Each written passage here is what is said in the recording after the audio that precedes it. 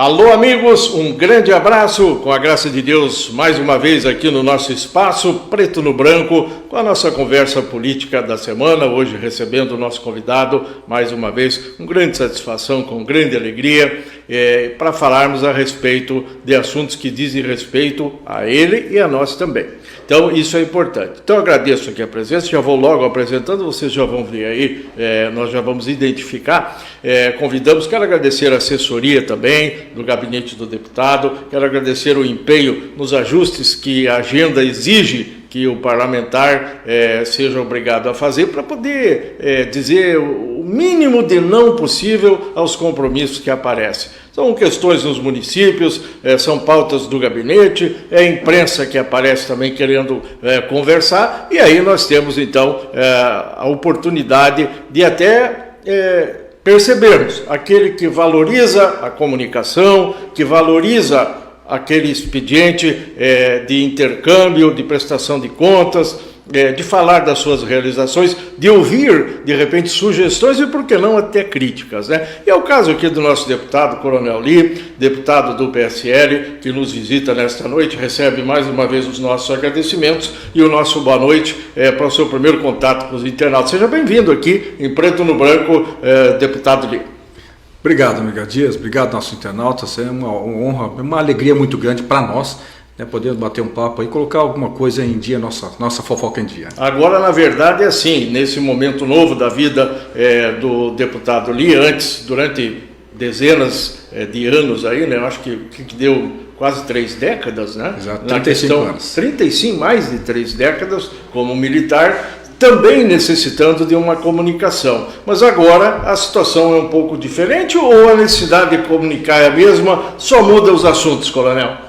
Rapaz, o campo é completamente diferente, né? Mas quando a gente estava na ativa, a gente via que realmente faltava um pequeno detalhe, e esse pequeno detalhe realmente se completa com a política. Então nós estamos num campo bem diferente, mas é necessário. O que é mais fácil? Tocar a tropa, cumprir os compromissos que são da cartilha do militarismo? Ou hoje, eu posso dizer assim, num trocadilho, o senhor é dirigido pela tropa?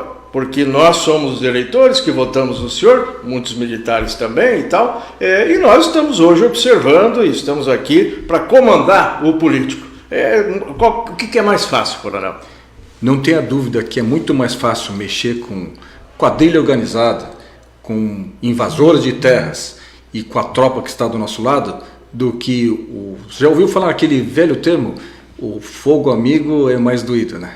Então o campo é bem diferente, mas não tenha dúvida que eu tenho muita saudade mesmo da gente estar nas fileiras da tropa mesmo. O senhor já se arrependeu em algum momento dessa atividade política, de ter feito essa opção, de ter decidido se dedicar à política partidária, ou não deu tempo ainda para arrependimentos?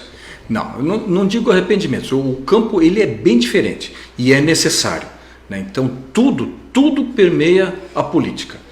Tudo, desde a aquisição de armas até salários, até equipamentos, né, uma construção de um viaduto, tudo permeia a política. Então realmente é necessária a política, né, ela está regada em tudo, mas sinceramente é uma coisa que dentro da Polícia Militar ela não é muito difundida, ela não é, mas nós realmente, quando a gente estava no alto comando, né, nos últimos anos na ativa, é realmente uma perspectiva que a gente via que era necessário. Então, nós estamos num campo diferente, né? Quando eu estava no final da carreira, até eu falei na nossa campanha, eu falei assim, olha, logo em poucos dias eu tenho que entregar minhas armas. Então, eu peço a vocês que coloquem as novas armas na minha mão para que eu continue em combate, né? Mas por todos nós. E é exatamente isso que aconteceu. E o que o senhor compreende em termos de repercussão junto à coletividade? Veja o senhor que em muitos momentos nós acompanhamos nas mídias sociais o coronel, sua equipe de trabalho, os militares atuando em várias linhas de frente. E tudo tinha uma condução, né, muitas vezes técnica, até mesmo nas explicações, nas entrevistas e tudo mais, E o povo passou a conhecer o coronel, passou a gostar do trabalho dele, outros não gostaram do trabalho dele, e assim mesmo a vida. Mas de repente nós temos aquele coronel sem as armas, aquelas tradicionais, e hoje com novas armas. Até gostaria que o senhor nos dissesse que armas são essas que o senhor usa hoje aí. Trabalhando numa outra linha, mas também conosco aqui fazendo a observação. O que muda na avaliação do povo em relação ao seu trabalho, ao seu desempenho? O que o senhor sente hoje e o que lhe anima para tocar o seu mandato, fazer a conclusão dele e até já pensar assim, paro, não paro, continuo, não continuo? Como é que funciona isso? Digamos assim, a maré dentro da Polícia Militar é uma. Você tem um respeito, assim, não é respeito, é uma visão que o povo tem sobre o militar. Então você galga um patamar que você realmente tem um respeito muito grande. O que eu senti muito quando nós entramos no mundo político, você não é mais coronel. Você leva o título de coronel para sempre, mas você virou um político. Então, qualquer passo que você vai dar, eles te olham como político. É político, por isso está aqui. Mas é uma situação bem assim, depreciativa. Isso eu senti muito forte, muito nitidamente. Mas eu sou o mesmo ali. Né? Só que, não, mas agora eu vou ser político.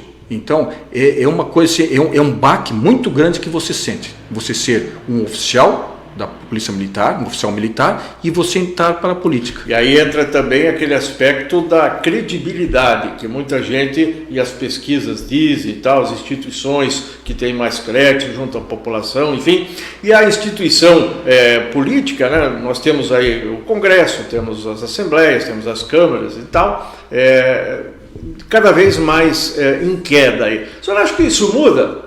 As coisas no Brasil tendem, de repente, a dar uma reviravolta e o político passar a ser prestigiado, como já foi no passado?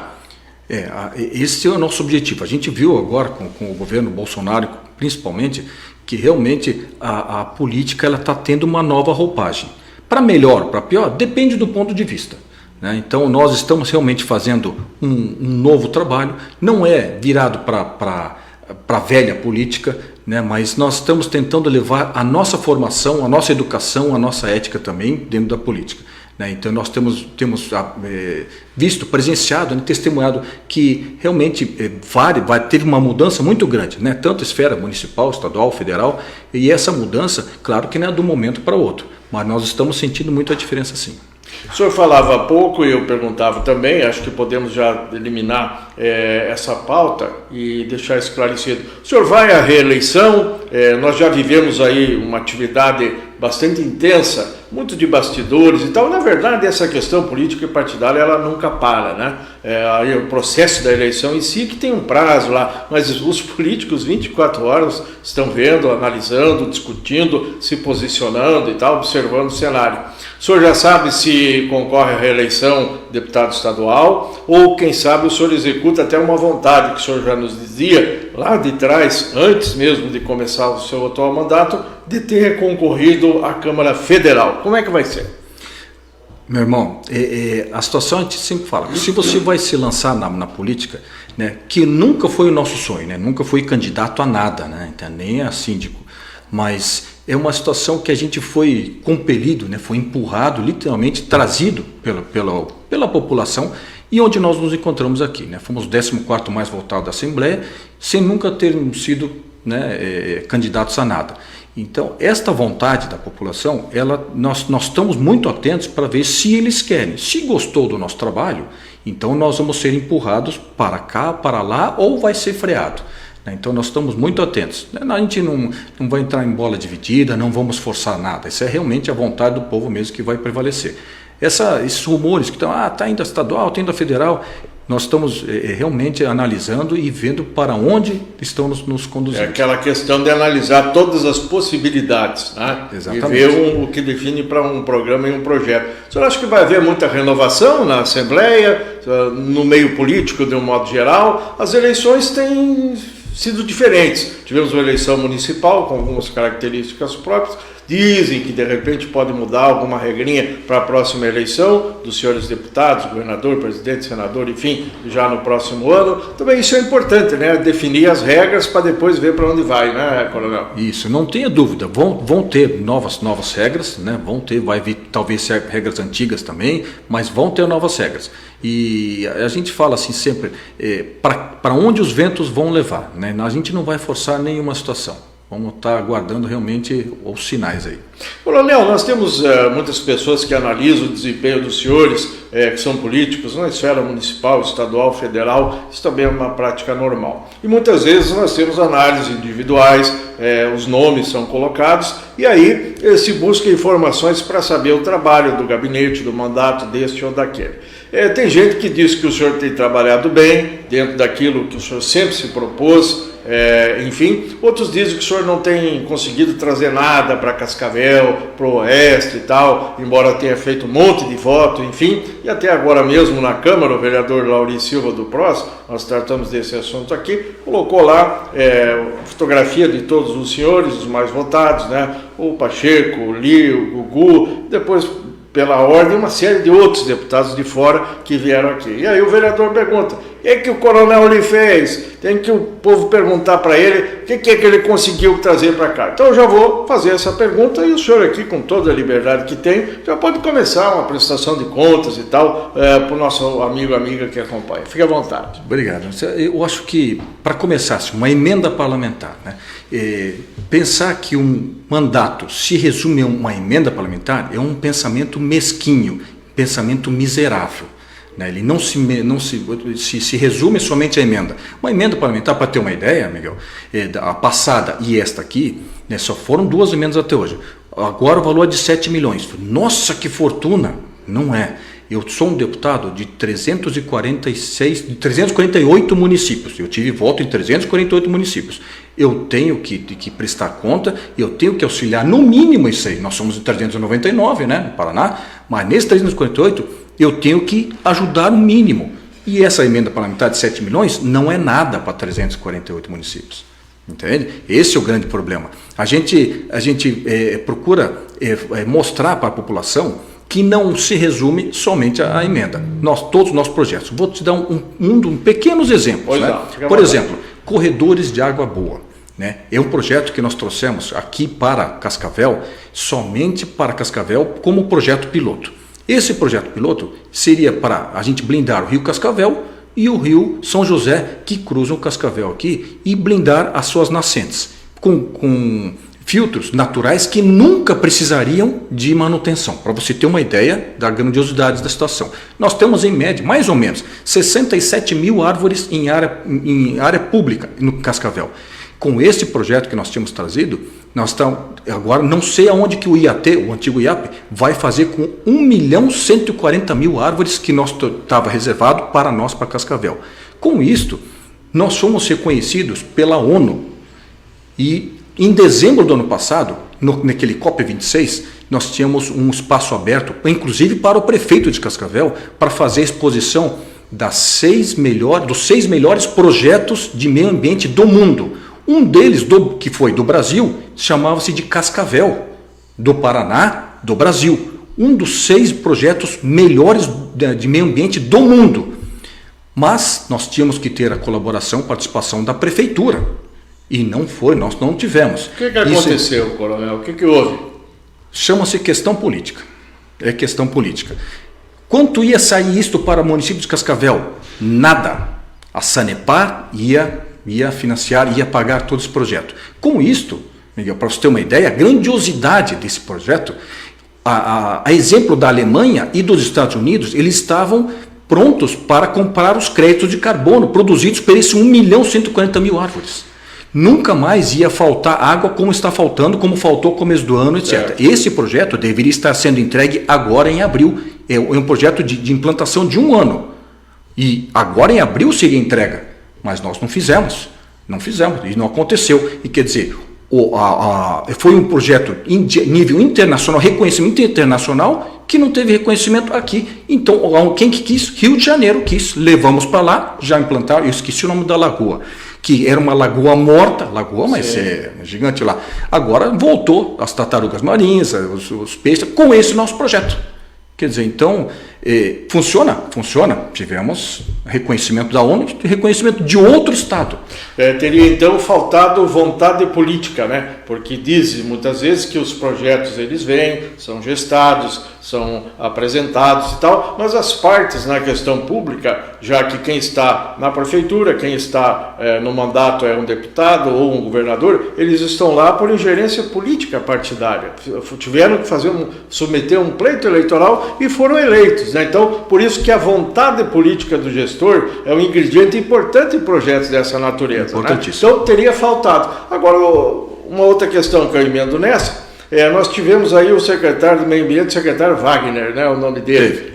E o pessoal sempre diz, olha, o secretário lá, quem me colocou lá é o secretário do deputado Coronel Lee e tudo mais. Né? Então, vamos esclarecer se de fato o senhor e o seu partido tiveram uma cota, né, participaram do governo, até então o secretário já saiu, já foi trocado. E se o senhor teve ou tinha uma proximidade com esse secretário, não houve uma conversa, uma explicação, alguma coisa no papel para lhe deixar claro por que o município não quis o projeto?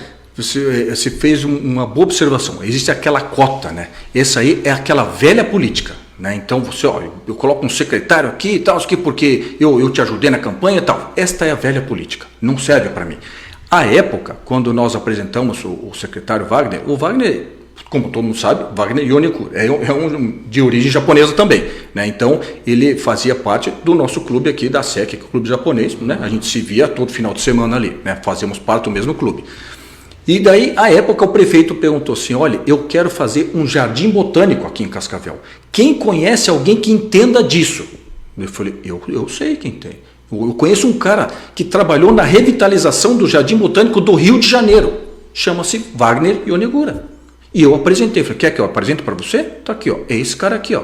Falei, porra, esse é o cara. Contratado. Agora, se no meio do caminho, se nós não andamos junto na política, assim, não quer demitir ele, falei, o azar é da cidade de Cascavel. O azar não é meu. Não sou casado com ele, eu não sou nada. Tá? Demita à vontade. Seja feita a sua vontade. Então aqui fica claro pela sua resposta que não foi nenhuma indicação política sua, nem do seu partido. Estritamente técnica. Agora, se quer fazer uma represália, tal, eu falei, para mim, pode demitir à vontade. Não é cota minha, não é nada. Não faz parte nenhuma minha. Não é do gabinete, nada. Muito bem, explicada essa questão do projeto, quantas árvores mesmo, coronel? 1.140.000. E já poderia, se tivesse 500.000 árvores aí na rua, estava bom, né? E por esse fato, até escapou até. Com isso, os Estados Unidos e a Alemanha, a exemplo de vários outros países, estavam na fila para comprar os nossos créditos de carbono, que significava mais ou menos 7 milhões de dólares mês. Porque produz, né? Produz. Daí, como eles são países poluidores, e nós somos países que vamos produzir oxigênio, eles comprariam esse crédito de carbono.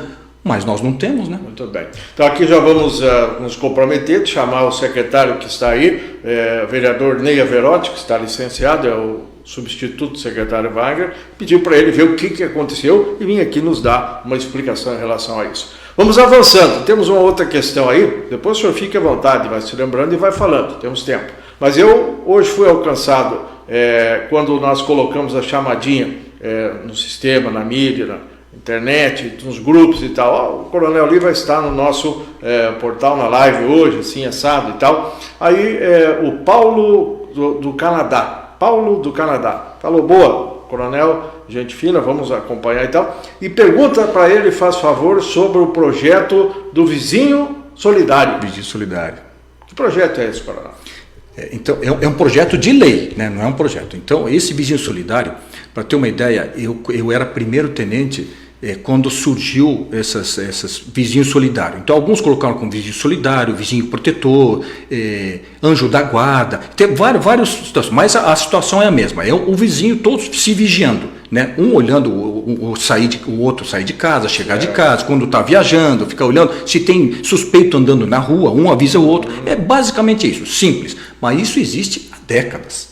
Mas o que acontece? A exemplo também de um outro documento oficial, né? Não posso contar aqui agora, senão vou contar, vai ter gente oportunista querendo derrubar este documento oficial que existe, mas não existe no mundo jurídico. É com este mesmo pensamento que eu entrei no projeto de lei para este outro projeto, é do vizinho solidário, é dar consolidação e dar segurança jurídica para a existência dele. Entende? Então, ele já existe, há muitas décadas, né? Então, hoje eu sou um coronel da reserva. Inclusive funcionando muito bem, né, coronel? Muito bem. Aqui nós temos em vários bairros, e agora eu estou lembrando. Então eu quero colocar uma outra informação atualizada. Hoje foi alcançado pelo jornalista Jair Pereira, e ele disse, está sabendo de uma reunião do CONSEG nessa tarde lá na SIC? Falei, não sei, estão reunidos, tem uma pauta da segurança, o pessoal do CONSEG, e aí o pessoal está bastante descontente com o projeto Coronel. Falei, que projeto? O do vizinho. Mas o que tem? Por que o descontentamento?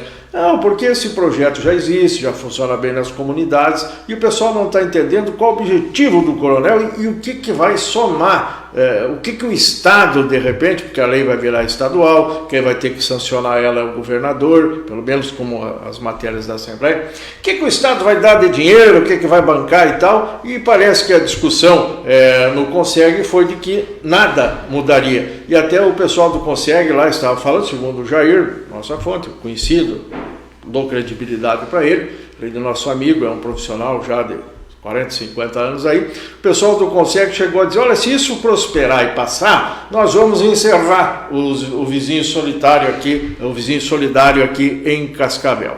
E aí, então, eu transmito isso para o senhor, para que o senhor esclareça exatamente o que é a sua intenção, e agora o senhor já falou no aspecto jurídico, dê mais uma explicação, para o pessoal entender também que a sua intenção não é atrapalhar ninguém, pelo que eu estou percebendo.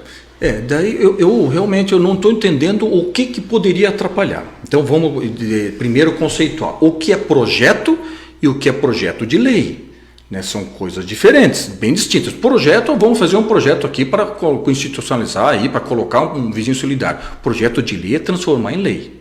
Então são coisas bem distintas. Vou dar 3 exemplos, onde pode dar um problema, digamos assim, que não houve até hoje. Não houve até hoje. Eu acho que não houve. Por exemplo, tem uma pessoa suspeita andando na rua. Suspeita entre aspas, né? Porque daí um vizinho avisa o outro, que avisa o outro, tal, e daí alguém chama a polícia. Se é que a polícia vai vir, né? Porque tem outras ocorrências mais graves, etc. Ou se não dá credibilidade, não importa o motivo. Vai vir, vai abordar. Essa pessoa não era um bandido. E daí ela fala, quem me acusou de alguma coisa? Então, isso não existe no mundo jurídico. Agora, se estiver institucionalizado em lei, é por causa disso que nós estamos embasados para fazer qualquer denúncia ou chamar a polícia, etc. Isso é um exemplo. Segundo exemplo, entre vizinhos. Este vizinho, ele não quer participar. É um direito dele, Mas, digamos que o outro vizinho B, ele acha que ele está em apuro. Mas ele só estava falando com o primo ou irmão dele.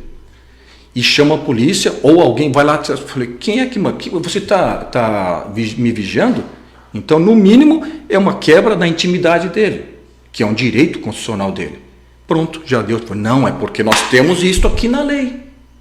Hoje, se eu estou entendendo aqui, leigo como sou, então a gente vai tentando acompanhar o raciocínio e a explicação. O que o senhor está defendendo é uma maior segurança jurídica para exatamente o projeto esse que funciona e tal. Enfim, então ele não é prejudicado, ele passa a ter uma segurança jurídica. E o terceiro exemplo que eu posso dar para este projeto de lei que estamos colocando à disposição é o fato da polícia participar. O que é polícia? Polícia militar, civil, guarda municipal, também, para participar dessa situação aqui.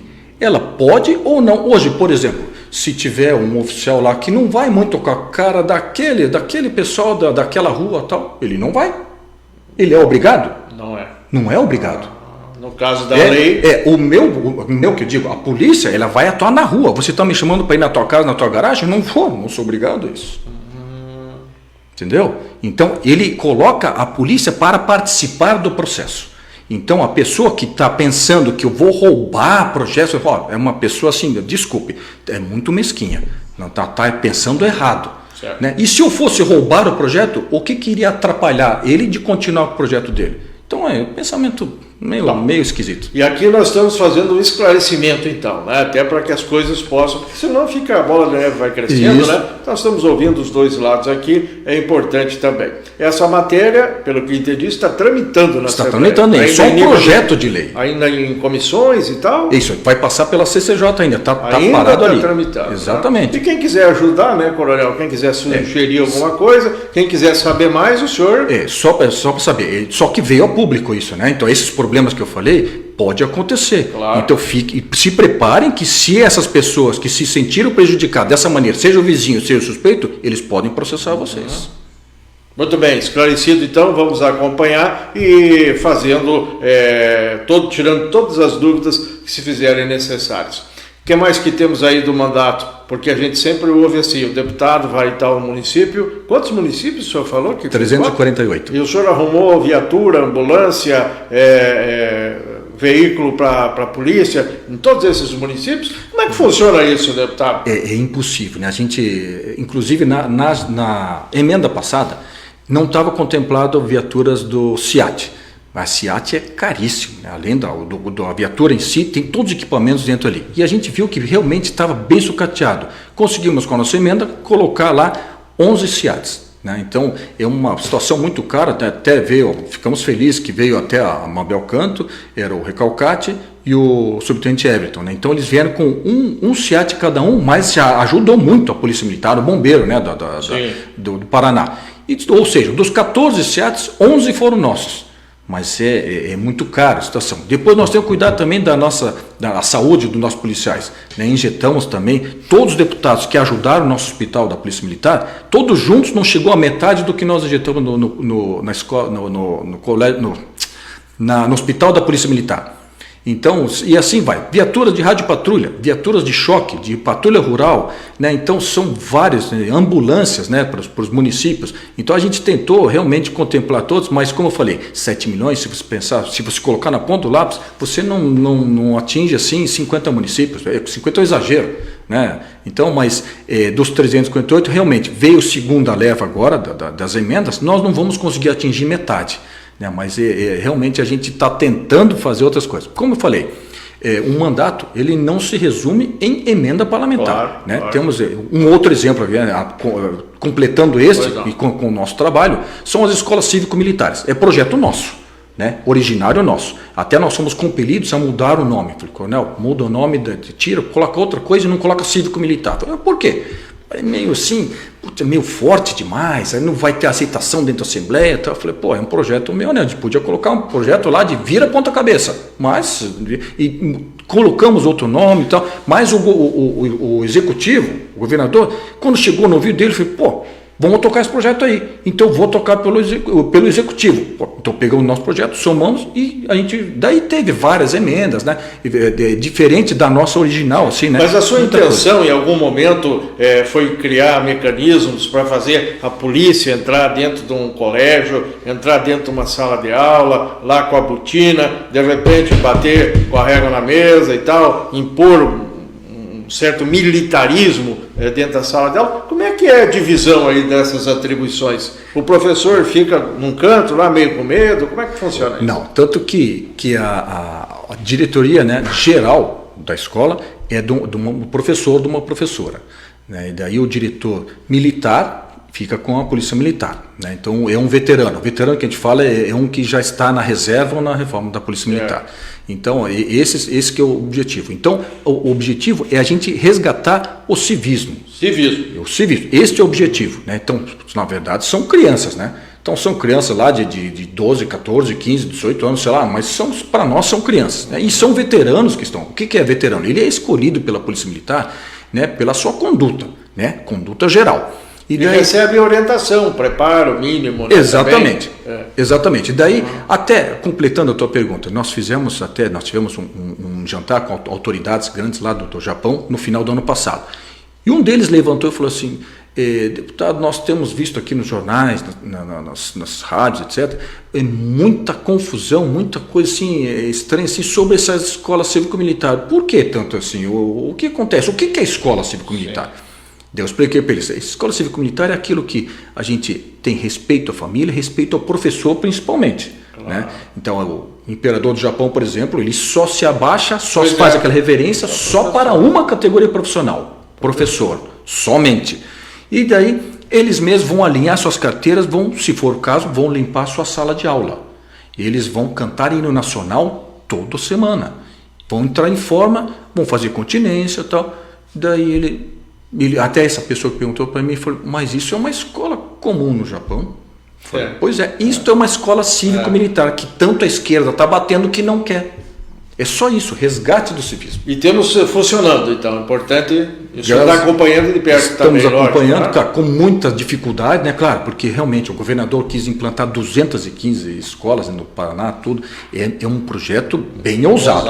Nosso projeto inicial não era tão grande, sim, mas ele queria uma coisa para que contemplasse o estado inteiro. Realmente é um projeto bem ousado e estamos andando lá. Mas é a grata satisfação que todas as escolas e os professores, os pais receberam com muito carinho.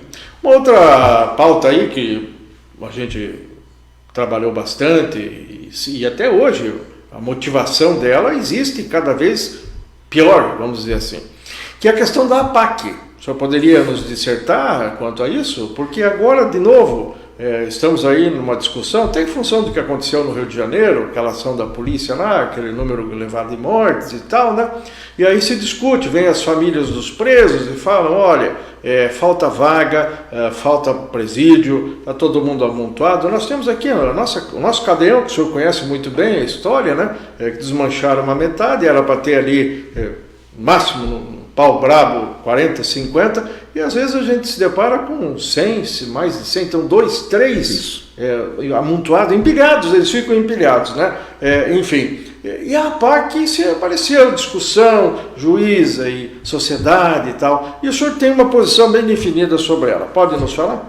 O que me habilita a falar isso, que eu vou falar agora, é que eu fui comandante do Batalhão de Polícia de Guarda Penitenciária do Paraná, fui subcomandante de Polícia de Choque e comandante do BOP. Ou seja, metade da minha vida profissional, dos 35 anos, eu passei em penitenciárias. Conheço todo o sistema e conheço todas as pessoas.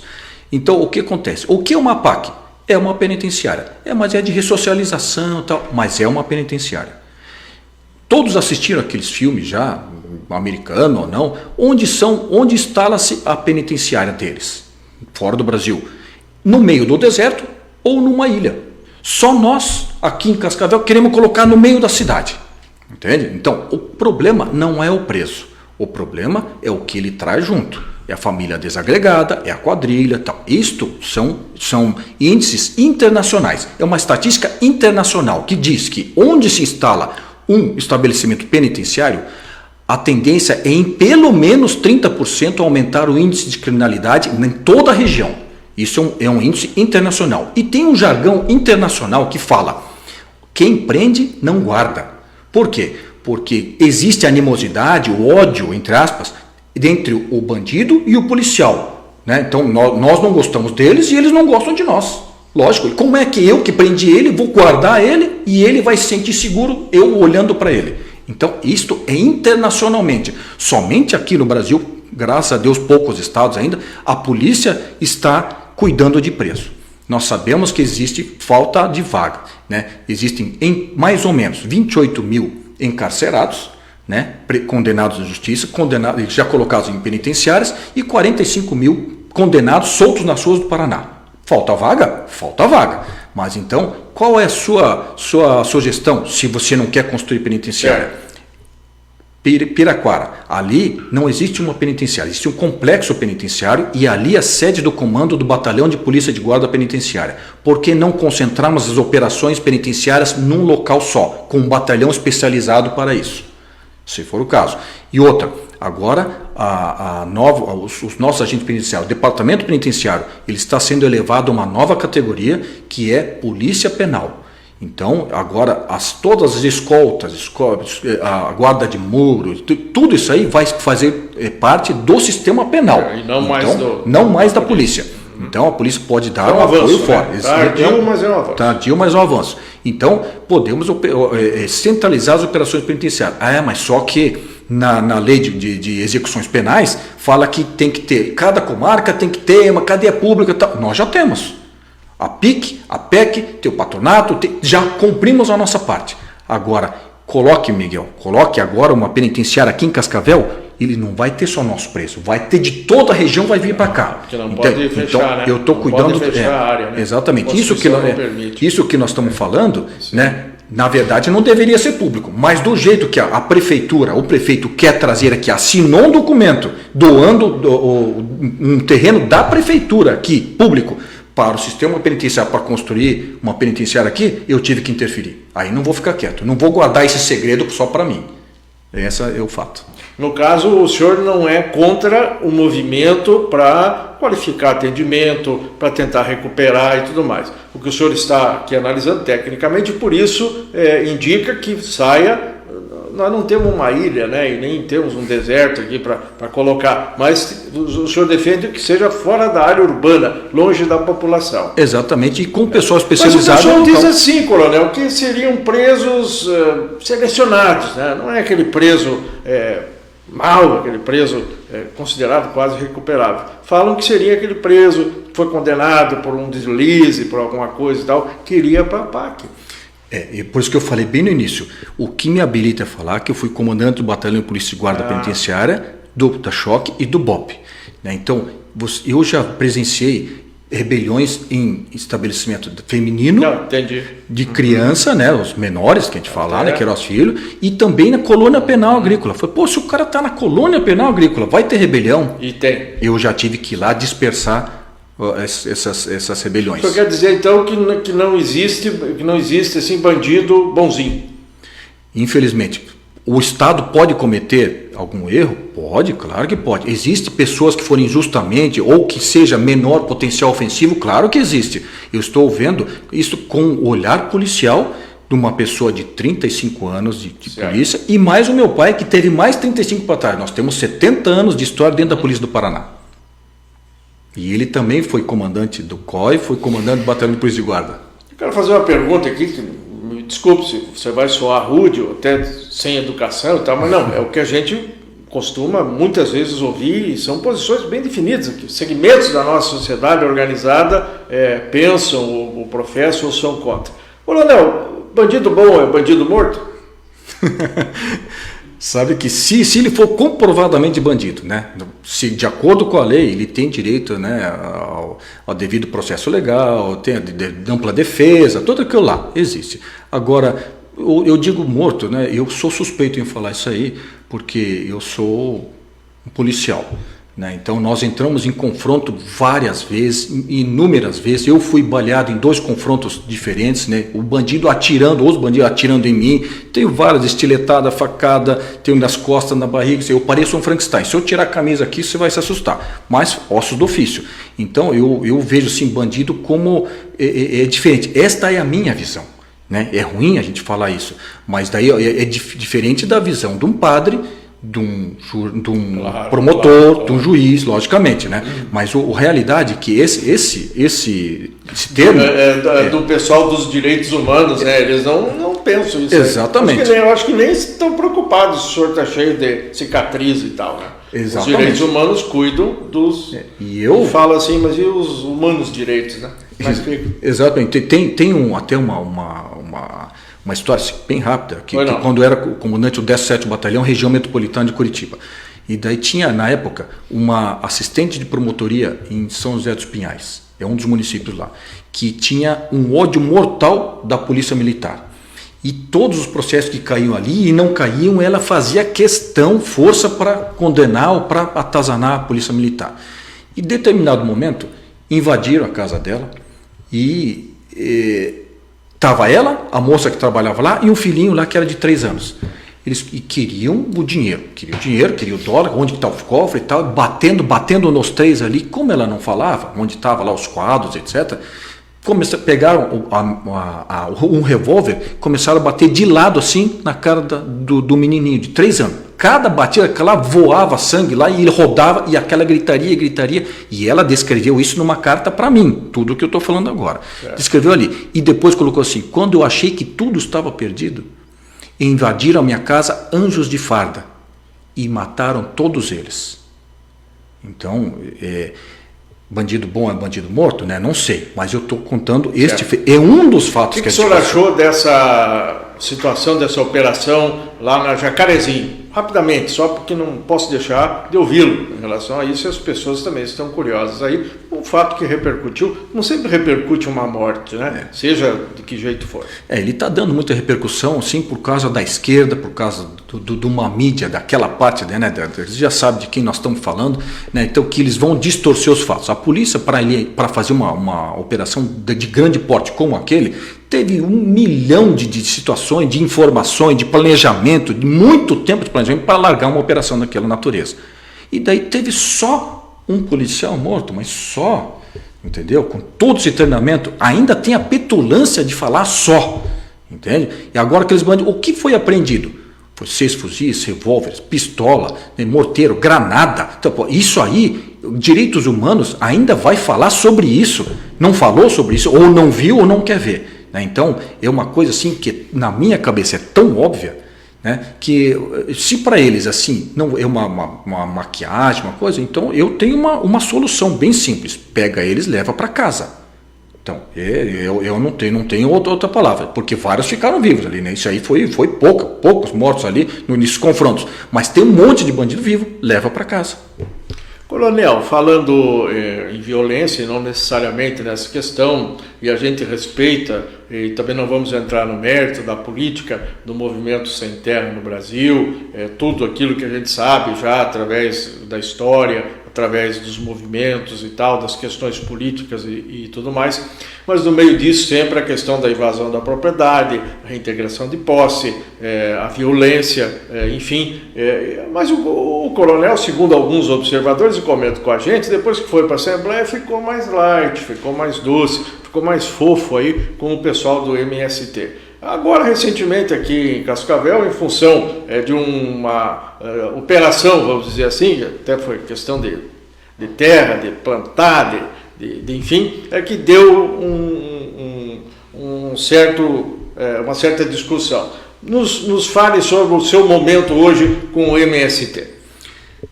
Não ficamos mais a menos, pelo contrário, né? Então antes, o que acontece? Na ativa eu tinha tropa na mão. O que nós podíamos fazer? Eu juntava nossos 6 batalhões, Choque, Rone, Rotan, Rocan, né? Todos especializados, e partíamos para uma reintegração de posse, né? Onde tinha né, pedido judicial, né?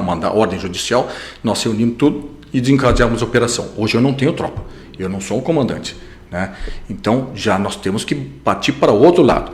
Nós temos que ter a sensibilidade, a colaboração do executivo, tão somente. E lá agora é uma outra filosofia, o secretário de Segurança Pública, Coronel Marinho, vou até dar um nome aos bois, né? Então ali é uma outra filosofia, né? Que é completamente diferente da nossa, né? Nós não temos, nós queremos cumprir a lei, queremos proteger o cidadão do seu direito de propriedade, mas a filosofia agora é outra. Então, mas ali que nós batemos, fizemos uma audiência pública aqui muito forte, muito contundente, com vários, inclusive 2 juízes que estavam presentes, oficiais da Polícia Militar, vários ruralistas vieram aqui e trouxeram faixas de baixo assinado, foi muito forte, né? Mas nós não temos eco dentro do estado do Paraná, vamos ser sinceros. Onde é que eu fui parar? O meu pensamento não é mais ameno, o meu ímpeto de fazer justiça ainda nessa questão é muito forte. Fui parar em Brasília. Falamos com o nosso presidente Bolsonaro, fomos falar com o gabinete da presidência lá institucional, da segurança institucional da presidência da República, que é o general Heleno, levamos todo o dossiê daqui, levamos também para o meio ambiente, o ministro lá, o Salles, Ricardo Salles, que com todo esse dossiê que estão degradando, arrebentando o nosso meio ambiente aqui, e também, por último, na Ministério da Agricultura, Secretaria Especial lá de Assuntos Fundiários, que é somente sobre assuntos de reintegração de posse, de MST, etc. Levamos todo o dossiê, estamos em conversação. Claro que é uma situação eminentemente Polícia Militar e Estado do Paraná. Mas agora, como nós não estamos tendo o eco que nós esperávamos dentro da Assembleia Legislativa, dentro do Executivo, nós partimos para a esfera federal. E sobre esse imbrógliozinho aqui no pessoal ali no bairro do pessoal do Território Cidadão e tal, enfim, veio o pessoal do MST ali. Esta ajudar, viu, Coronel? Você dá uma mão ali para a prefeitura e tal. Tá, jóia. Essa situação realmente, né? Naquele dia, que era um final de semana, esse nosso celular aqui, a gente recebe em média 700 mensagens hora. Mas aquele dia passou de 1000, assim, explodiu o celular. Todo mundo, MST tá dentro de Cascavel. Que dentro de Cascavel? Mas aonde? Ele liga para um coronel, liga para outro, como que é? E estão lá. Daí o pessoal filmando, passando, eu falei, vamos lá. Cheguei lá, que é isso aí? Eu falei, não, isso aqui é um trabalho da prefeitura, da Secretaria de Meio Ambiente com o MST, mas fazendo o quê? Para plantar mudas. Ah, então tá bom, é isso mesmo? Depois que daí acalmamos todo mundo, até eu me acalmei e tal, falei, mas no mínimo, sabe, Miguel, olha, no mínimo isso foi uma afronta, foi um tapa na cara do cidadão de bem, aos meus olhos foi assim. As escolas, quantas escolas querem participar plantando árvore? Quantos profissionais nós temos que lidam com o meio ambiente, com jardinagem, qualquer coisa? Quanto nós temos? Nós chamamos todos de incompetentes. E chamamos quem? MST. Para plantar muda dentro da minha cidade. Quer dizer, da minha que eu digo, da nossa cidade, do cidadão de bem. O cidadão de bem ficou simplesmente indignado. É uma afronta. Este é o nosso pensamento. Não só meu, mas de muita gente. Muito bem, avançando, o senhor conversou com o presidente e tal, e nós temos que ouvi-lo a respeito do atual momento aí, que atravessa muita turbulência, a administração do presidente Jair Messias Bolsonaro e tudo mais, e agora a CPI do Covid, e o presidente insistindo firme na trincheira, sem mudar convicções, sem mudar o seu jeito de ser e tudo mais, do jeito que o presidente é hoje, quem mais ou menos acompanha o Congresso, ele estava lá 28 anos, né, na Câmara Federal, ele era assim, desse jeito, e pior até, eu acho que até ele deu uma melhorada. Mas independentemente disso, o que vai dar esse covidão aí? O Lula já está quase, pode encomendar o terno inglês dele ou italiano? O que o senhor acha, coronel? Pois é, essa situação do Covid, que a gente fala, lembra daquele tal do tratamento precoce, né? É sinônimo de presidente Bolsonaro, quer dizer, uma situação estritamente política. Se ele fosse contra, estavam atingindo o presidente Bolsonaro. Como ele é a favor, estão atingindo o presidente Bolsonaro. Então é isso. Então é uma situação muito assim, vergonhosa, digamos assim, né? Então, o que ele está tentando fazer? Temos que tomar cuidado. Temos. Agora não podemos parar também de trabalhar, porque nós temos que viver, nós, comércio, né? O país precisa viver. Lógico, como é que nós vamos viver sem trabalho, sem dinheiro? Né? Então, ele está tentando manter esse meio termo, mas, como sempre faz a esquerda, querem distorcer os fatos. O simples fato aqui, um simples exemplo, é aqui, onde puxaram aqui os 18 médicos, né? Puxados lá, aqui, capitaneados pelo Dr. Jorge, né? Santos. E o centro de atendimento político que montaram na Erechim. Na Erechim, né? Então, a gente também tentou dar um impulso ali, tal. Bem no início eu também fui acometido pela Covid, fiquei em estado grave, né, na situação, mas tudo bem.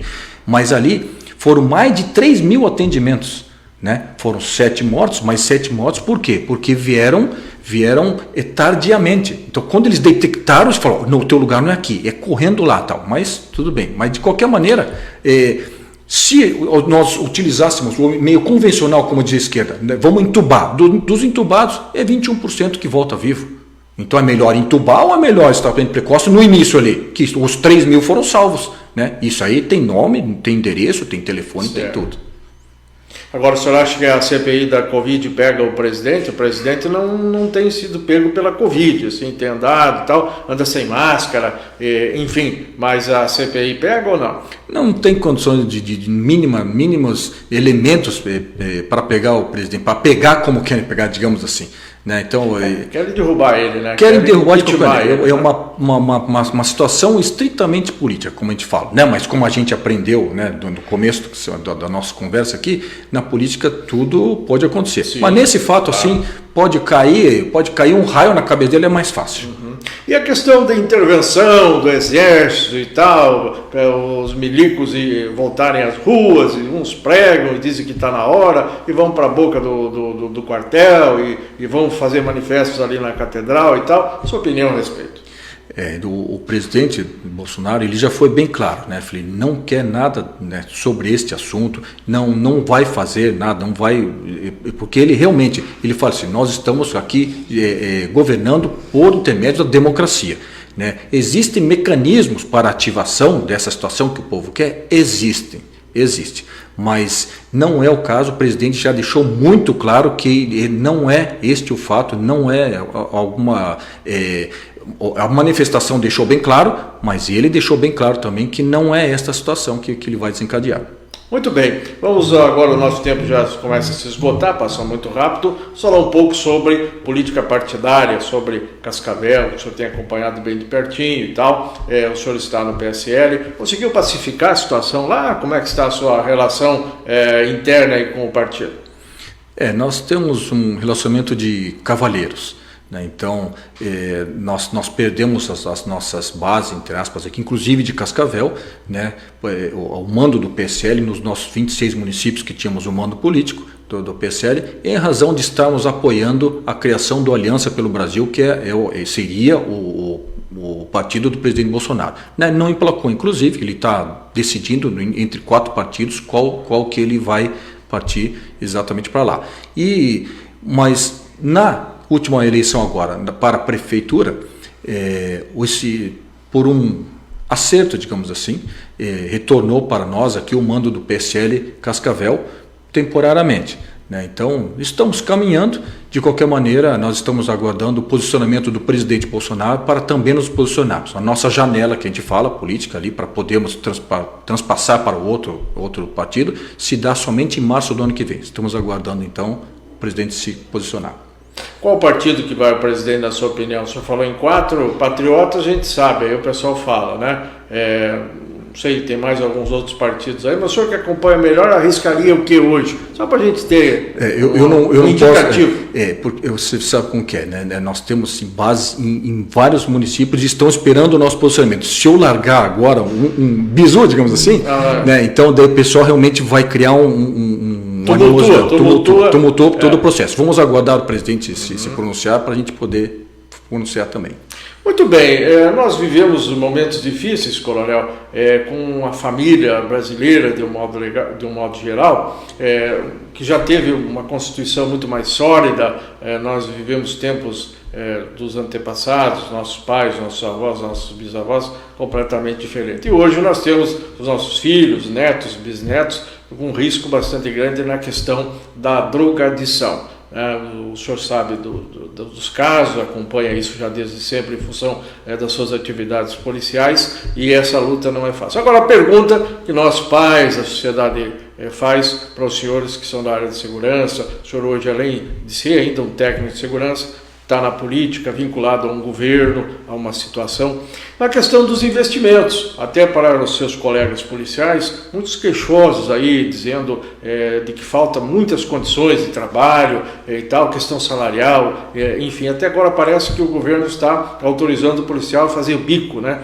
Que já fazia antes, mas não podia, agora parece que já vai poder, pelas informações que nós temos. Mas o narcotráfico, a bandidagem, toda essa estrutura, essa indústria, funciona muito bem, obrigado, e cada vez avança. O que acontece, Coronel? Fique à vontade, essa é a nossa última questão para encerrar o programa. O narcotráfico, internacionalmente falando, né, mundialmente falando, ele é o segundo impulsionador financeiro do mundo, só perde para o petróleo. Né? Então você vê que não tem limite, né, um financiamento do narcotráfico. Se você vai hoje numa festa, digamos assim, de pobre, tá cheio de droga ali. Se você vai numa festa de rico, tem mais droga ainda. Então, ao nosso ver, o traficante, o verdadeiro traficante, ele nada mais é do que um comerciante. Ele está trazendo um produto que a população está ávida para consumir. Então, o grande culpado são os pessoal que está querendo consumir a droga. E que você falou da família, né? O que a gente aprendia, né? Em o SPB, lembra lá? Né? Na nossa época que tinha. Tinha o SPB, Educação Moral e Cívica. Isso, e tal, mesmo. Né? Acabou. Tinha religião também? Agora, tinha religião. Voltou. Qual que é a primeira e tinha Vara de Marmelo. Exatamente. E nós estamos aqui. Tinha a vara de marmelo também. Hoje, a nossa formação foi diferente. Lá no filho, o filho denuncia. Não, exatamente, e denuncia mesmo. E o que acontecia? O que tinha a primeira frase que aparecia ali nessas matérias? Família, célula máter da sociedade.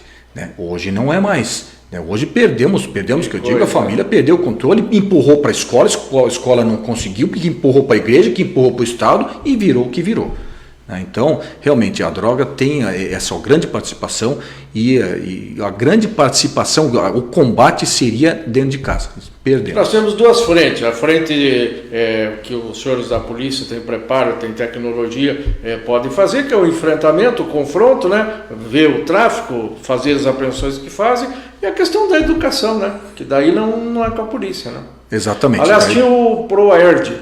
O ProErd existe ainda. Existe ainda? Existe. Por que aqui nós não temos mais? Faz horas que eu não noticio uma formatura de ProErd com 2.000 crianças e tal. Isso. Deve ter acontecido alguma coisa. E você vê que também já existe há décadas. Daí eu pergunto, funcionou? Se a droga explodiu? Então também, mas é mais um que está combatendo. E para a gente, só para, como você falou, para encerrar, né? Nós agora dia 14 e 15, agora de junho, estamos trazendo uma delegação do Japão. E nós estamos em negociação com eles já há muitos meses. Nós estamos trazendo um equipamento chamado Defender X.